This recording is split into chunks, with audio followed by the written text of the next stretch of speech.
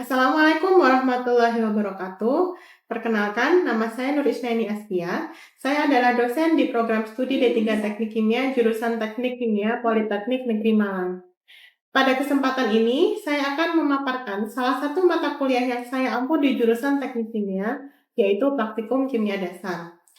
Mata kuliah Praktikum Kimia Dasar ini dilaksanakan pada semester ganjil, yaitu pada semester 1, dengan nilai satuan kredit 2 SKS dan setara dengan 7 jam pelajaran. Mata kuliah Praktikum Kimia Dasar ini mempelajari tentang konsep-konsep dasar analisa sederhana, keterampilan menggunakan alat-alat praktikum sederhana, serta pengenalan terhadap aspek-aspek keamanan dan keselamatan kerja dalam kegiatan mandiri maupun berkelompok. Capaian pembelajaran lulusan yang dibebankan pada mata kuliah Praktikum Kimia Dasar ini adalah yang pertama, menginternalisasi nilai, norma, dan etika akademik. Kedua, menunjukkan sikap bertanggung jawab atas pekerjaan di bidang keahliannya secara mandiri. Yang ketiga, mampu menunjukkan kinerja mandiri, bermutu, dan terukur. Keempat, menyusun laporan tentang hasil dan proses kerja dengan akurat dan sahih, mengkomunikasikan secara efektif kepada pihak lain yang membutuhkannya. Yang kelima adalah bertanggung jawab atas pencapaian hasil kerja kelompok. Keenam, menguasai konsep teoritis sains rekayasa, prinsip-prinsip rekayasa, dan perancangan rekayasa yang diperlukan untuk analisis dan perancangan sistem pemrosesan, dan peralatan yang diperlukan untuk mengubah bahan baku menjadi produk yang mempunyai nilai tambah. Yang ketujuh, menguasai pengetahuan tentang budaya kerja dengan mengutamakan keselamatan kesehatan kerja dan lingkungan atau K3L secara mandiri dan berkelompok, teknik menyampaikan ide serta kode etik dan standar kerja. Yang kedelapan, mampu menerapkan konsep teoritis sains alam, aplikasi matematika rekayasa, prinsip-prinsip rekayasa, sains rekayasa untuk mengoperasikan sistem pemroses dan peralatan yang diperlukan untuk mengubah bahan baku menjadi produk yang bernilai tambah. Yang kesembilan, mampu menerapkan pengetahuan tentang budaya kerja dengan mengutamakan keselamatan, kesehatan kerja, dan lingkungan atau K3L secara mandiri maupun berkelompok, teknik menyampaikan ide serta kode etik dan standar kerja. Sedangkan capaian pembelajaran mata kuliah Praktikum Kimia Dasar ini adalah yang pertama, mampu mahasiswa terampil menggunakan peralatan laboratorium kimia dasar, mampu menjelaskan dan melakukan analisis sederhana senyawa kimia, mahasiswa mampu menyusun laporan dan mempresentasikan hasil kerja secara bertanggung jawab, dan yang keempat adalah mahasiswa mengenal dan menerapkan aspek-aspek keamanan, keselamatan kerja, dan lingkungan dalam kegiatan mandiri maupun berkelompok. Mata kuliah Praktikum Kimia Dasar ini terdiri dari 7 judul praktikum, yaitu yang pertama, pembuatan larutan. Pada judul ini, mahasiswa diharapkan dapat melakukan perhitungan dan menentukan jumlah zat terlarut untuk membuat larutan dengan konsentrasi tertentu. Judul yang kedua adalah reaksi-reaksi kimia. Pada judul ini, mahasiswa diharapkan dapat menyebutkan dan mengidentifikasi suatu reaksi kimia serta dapat melakukan analisis sederhana senyawa kimia. Judul yang ketiga adalah kelarutan garam alkali tanah. Pada judul ini, mahasiswa diharapkan dapat membandingkan kelarutan garam-garam alkali tanah dan menuliskan persamaan reaksi yang terjadi antara zat-zat dalam larutan yang dicampurkan. Judul yang keempat adalah titrasi asam basa monoprotik dan biprotik. Pada judul ini, mahasiswa diharapkan dapat memahami penggunaan indikator dalam analisa kuantitatif dengan metode titrasi asam basa monoprotik dan biprotik. Judul yang kelima adalah titrasi redox.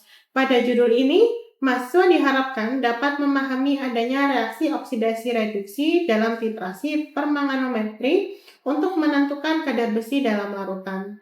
Judul yang keenam adalah titrasi kompleksometri. Pada judul ini, mahasiswa diharapkan dapat memahami prinsip titrasi kompleksometri untuk menentukan kesadaran air.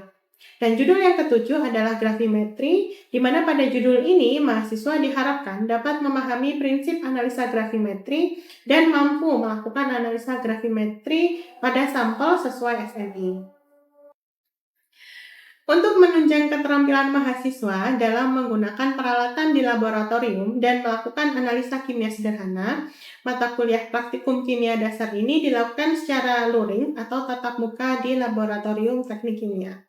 Setiap mahasiswa diberikan kesempatan untuk terjun langsung melakukan analisa sampel dengan menggunakan peralatan laboratorium yang telah disediakan. Metode pembelajaran juga menjadi hal penting dalam proses pembelajaran. Pada mata kuliah praktikum kimia dasar ini digunakan 3 metode pembelajaran, yaitu yang pertama, ceramah, di mana metode ini digunakan dalam perkuliahan untuk menjelaskan teori-teori pendukung praktikum kimia dasar. Melalui metode ini diharapkan mahasiswa memahami konsep-konsep dasar dalam analisa kimia sederhana yang dilakukan dalam praktikum. Dengan demikian, apabila mahasiswa mengalami permasalahan seperti data yang tidak sesuai, maka mahasiswa dapat menganalisa masalah tersebut berdasarkan teori melalui diskusi antar kelompok. Metode yang kedua adalah demonstrasi atau praktik. Pada metode ini, pertama-tama saya akan menjelaskan dan mendemonstrasikan terlebih dahulu kepada mahasiswa terkait alat-alat yang akan digunakan dan bagaimana cara penggunaan alat yang tepat. Hal ini bertujuan agar tidak terjadi kesalahan atau kecelakaan kerja dan juga untuk menerapkan keselamatan kerja di laboratorium, mengingat sebagian besar peralatan yang digunakan di praktikum kimia dasar adalah alat-alat gelas. Metode ini memiliki persentase lebih besar dalam mata kuliah praktikum, di mana dalam praktiknya, mahasiswa akan terjun langsung dalam menggunakan peralatan dan bahan-bahan laboratorium. Metode yang ketiga adalah diskusi antar kelompok. Metode ini dilakukan untuk melatih kerjasama dan komunikasi antar mahasiswa dalam mengolah data dan menganalisa hasil yang diperoleh dalam praktikum. Melalui diskusi ini, diharapkan mahasiswa dapat saling bertukar pikiran sehingga dapat meningkatkan pemahaman terkait konsep-konsep analisa kimia dasar dan juga bagaimana perhitungan-perhitungannya. Untuk menunjang kelancaran, dalam praktikum kimia dasar ini, saya menyiapkan dokumen-dokumen pendukung perkuliahan seperti rencana pembelajaran semester atau RPS yang berisi rencana kegiatan belajar mengajar selama 1 semester atau 17 minggu, kemudian ada kontrak kuliah, dan bahan ajar berupa modul praktikum kimia dasar. Dokumen-dokumen ini saya bagikan kepada mahasiswa melalui ketua kelas dari masing-masing kelas yang saya ampu. Mata kuliah praktikum kimia dasar ini sudah menerapkan sistem pembelajaran berupa problem based learning atau PBL, di mana mahasiswa akan diberikan suatu sampel komersil untuk dianalisa sesuai dengan materi yang ada di praktikum kimia dasar. Melalui PBL ini diharapkan dapat mengasah kemampuan mahasiswa dalam berpikir, menganalisa, mengidentifikasi, dan memecahkan permasalahan yang ada. Luaran dari praktikum kimia dasar ini terdiri dari laporan sementara dan laporan akhir praktikum yang ditulis dalam buku logbook. Dan di pertengahan semester dan akhir semester dilakukan pengujian kompetensi untuk menilai kompetensi mahasiswa dari praktikum kimia dasar ini. Uji kompetensi bisa berupa tes tulis, tes lisan, maupun tes praktik. Sistem evaluasi dari mata kuliah praktikum kimia dasar ini dibagi menjadi 3 komponen, yaitu aktivitas partisipatif, tugas, dan uji kompetensi. Evaluasi yang pertama yaitu aktivitas partisipatif terdiri dari penilaian kehadiran praktikum, kerjasama kelompok, dan sikap selama praktikum berlangsung. Untuk komponen evaluasi yang kedua yaitu tugas, penilaian terdiri dari laporan sementara dan laporan akhir praktikum. Untuk laporan sementara berisi pengamatan dan perhitungan, sedangkan untuk laporan akhir berisi format lengkap dari suatu laporan yaitu pendahuluan, teori dasar, metodologi, data pengamatan dan perhitungan, pembahasan, kesimpulan, dan daftar pustaka. Untuk penilaian yang diambil adalah dari kesesuaian format penulisan, tata bahasa, perhitungan, dan kesesuaian isi laporan. Untuk evaluasi yang ketiga, yaitu uji kompetensi, di mana uji kompetensi ini penilaian diperoleh dari tes tulis, tes lisan, dan juga tes praktik. Hasil dari evaluasi mata kuliah ini dapat dilihat atau diakses oleh mahasiswa melalui laman Siakat Politeknik Negeri Malang pada akhir semester setelah dilakukan yudisium. Baik, untuk selanjutnya saya akan menampilkan video proses perkuliahan praktikum kimia dasar program studi D3 Teknik Kimia di jurusan Teknik Kimia Politeknik Negeri Malang. Selamat menyaksikan.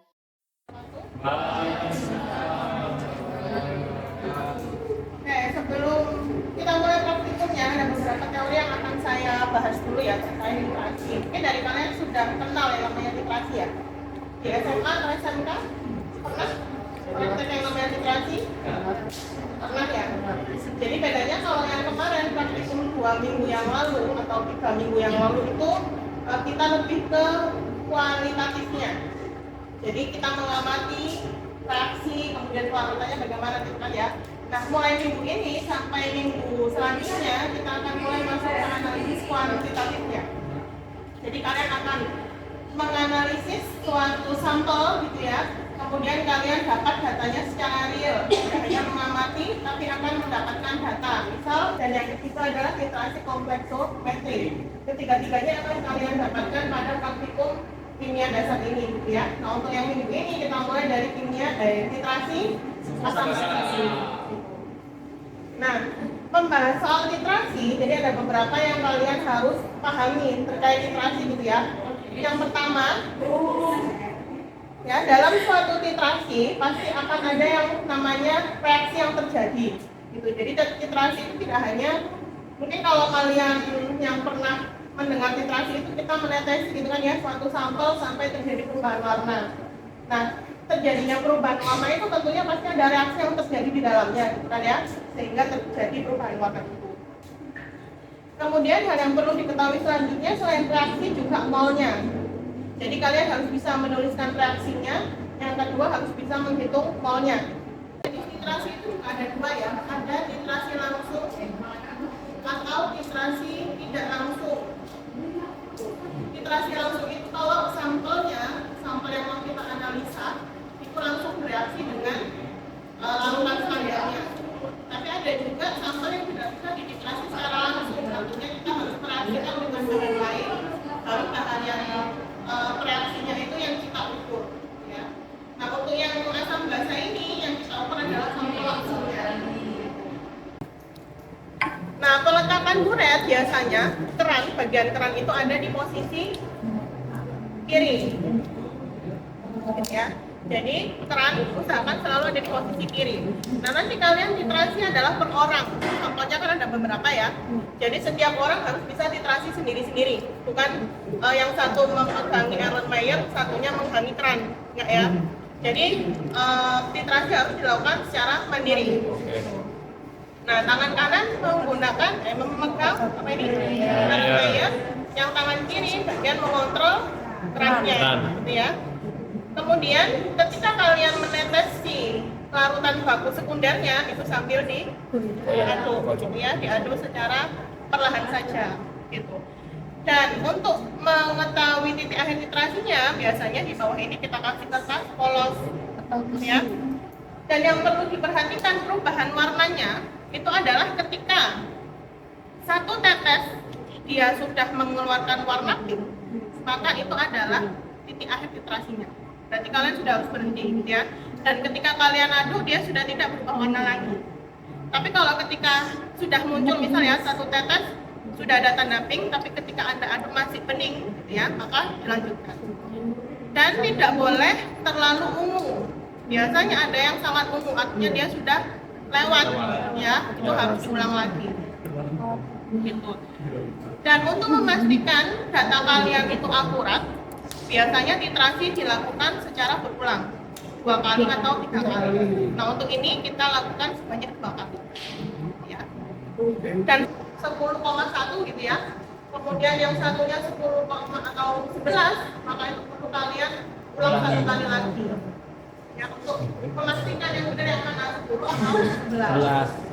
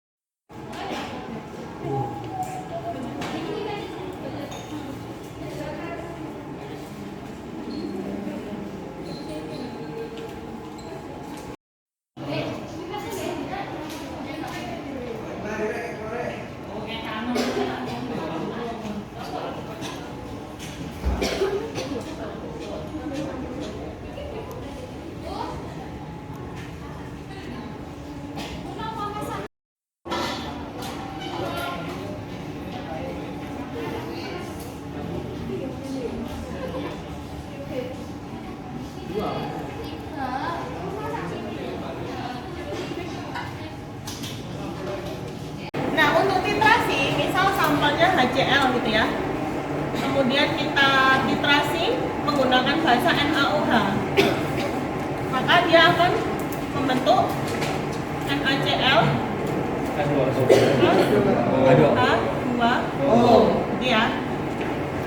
Nah, ini kalian akan mendapatkan misal volume titrasinya adalah sekian mili. Ini kan sampel atau sampel asam gitulah ya, kita nggak tahu HCl. Ini adalah larutan baku sekunder. Nah, yang ini kan sudah diketahui berapa konsentrasinya ya dari standarisasi. Kemudian volume NaOH diperoleh dari volume titrasi, gitu kan ya. Volume sampel itu adalah volume yang kalian titrasi. Misal kalau di modul itu 25 mili ya, berarti volume sampelnya adalah 25 mili. Nah, yang kita cari adalah konsentrasi sampelnya berapa. Bagaimana caranya? Nah, pada titik akhir titrasi, ya, pada titik akhir titrasi, molnya sampel akan sama dengan mol dari larutan baku sekunder. Mol ekivalen ya, mol ekivalen. Jadi mol itu kan bisa dihitung dari konsentrasi dikali volume dikali ekivalen sampel sama dengan konsentrasi larutan baku dikali volume larutan baku dikali ekivalen larutan baku. Ya, volume sampel ini 25 mili. Kemudian konsentrasi ini dari standarisasi. Volume larutan baku dari hasil titrasi dan ekivalen dari yang sudah kalian cari tadi ya, sehingga konsentrasi sampel itu bisa kita cari atau bisa kita hitung, gitu ya. Jadi dari titrasi pada titik akhir titrasi, mol sampel itu pasti akan sama dengan mol dari larutan baku sekundernya. Jadi tinggal kalian masukkan rumusnya, di mana rumus mol itu adalah konsentrasi dikali volume, maka bisa kalian hitung berapa konsentrasi sampelnya, gitu ya. Jadi baik itu sampel asam atau sampel basah, perhitungannya sama. Nah, yang membedakan adalah ini kalau untuk sampel monoprotik ya, karena larutannya cuma satu, asam atau basah. Tapi kalau sampel diprotik, misalnya yang kita gunakan di sini adalah natrium karbonat dan natrium bikarbonat, maka ini perlu penyesuaian lagi, gitu ya. Karena apa? Karena dari sampel ini, misal ya Na2CO3 kita titrasi dengan HCl, maka dia akan membentuk NaHCO3 plus NaCl, ya. Kalau kita titrasi lagi menggunakan HCl lagi, dia akan menghasilkan asam karbonat, gitu ya. Nah, jadi kan di percobaan itu ada dua tahap ya, yang menggunakan indikator PP dan menggunakan indikator MO. Yang menggunakan indikator PP itu adalah untuk reaksi Na2CO3 menjadi NaHCO3. Sedangkan yang menggunakan indikator MO itu adalah dari NaHCO3 dalam sampel yang direaksikan dengan HCl menjadi H2CO3. Ya, jadi ada dua indikator PP untuk mengetahui volume karbonat, indikator MO untuk mengetahui volume total. Nah, misal ya, untuk menitras atau mereaksikan natrium karbonat dan HCl menjadi NaHCO3 itu dibutuhkan M mililiter. Nah, selanjutnya NaHCO3 menjadi H2CO3, volume yang dibutuhkan akan sama dengan M mililiter, ya. Jadi jumlah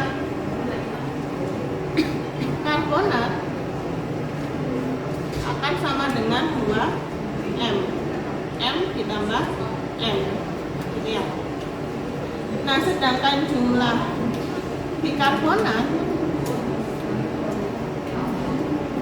dalam sampel bikarbonat, ya, karbonat itu adalah CO3 2-, bikarbonat itu HCO3-. Jadi kan ketika dia Na2CO3 ini bereaksi dengan HCl, dia akan menghasilkan NaHCO3. Sedangkan dari awal kita kan sudah ada sampel NaHCO3, ya, di mana NaHCO3 ini juga akan bereaksi dengan HCl menghasilkan H2CO3. Nah, misal keseluruhan, ya, dari sampel ini kan kita punya dua, ya, dalam satu sampel kan ada Na2CO3, ada NaHCO3.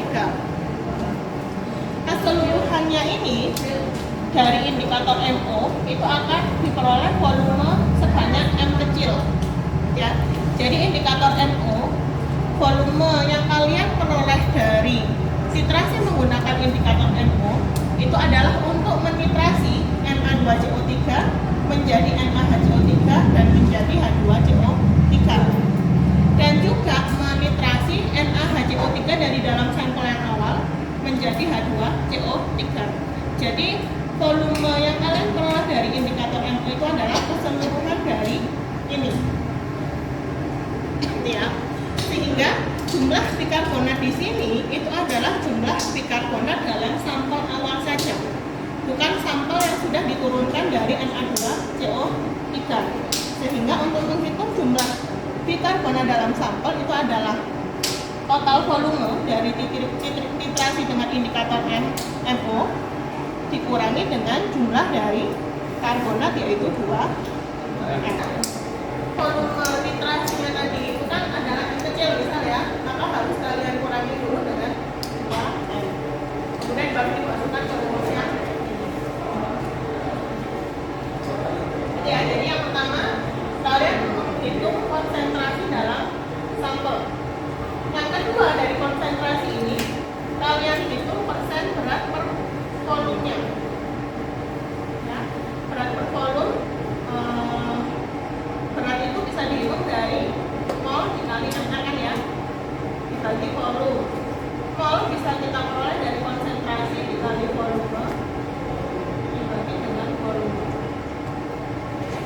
Jadi persen berat per volume itu bisa kalian hitung dari konsentrasi yang sudah dihitung di awal dikalikan dengan volume sampel 25 ml dikali ml-nya sampel dibagi dengan volume sampel dikali 100 dengan satuan persen. Nah, setelah ini kalian juga hitung berapa persen kesalahannya. Ya, persen kesalahan itu bisa dihitung dari delta, selisih, ya, selisih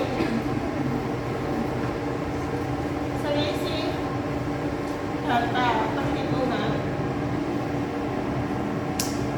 dan data nyata dibagi data nyata dikali 100 satuan adalah persen. Jadi ada 3 yang akan kalian hitung. Yang pertama adalah konsentrasi sampel, persen berat per volume, dan persen kesalahan. Ya. Oke, jadi itu tadi, ya, perhitungan yang akan kalian kerjakan di laporan untuk judul praktikum hari ini. Mungkin ada yang mau ditanyakan atau ada yang kurang paham? Cukup, ya? Oke. Baik, untuk laporannya silakan nanti dikerjakan sesuai dengan perhitungan dan pembahasannya, kemudian dikumpulkan minggu depan. Kalau untuk hari ini sudah tidak ada yang ditanyakan, mungkin kita bisa akhiri. Terima kasih. Wassalamualaikum warahmatullahi wabarakatuh. Waalaikumsalam. Demikian deskripsi mengenai Dharma pendidikan yang dapat saya sampaikan. Semoga dapat menggambarkan pengajaran yang saya lakukan pada mata kuliah praktikum kimia dasar di jurusan teknik kimia. Saya Nur Isnaini Askia undur diri. Terima kasih dan wassalamualaikum warahmatullahi wabarakatuh.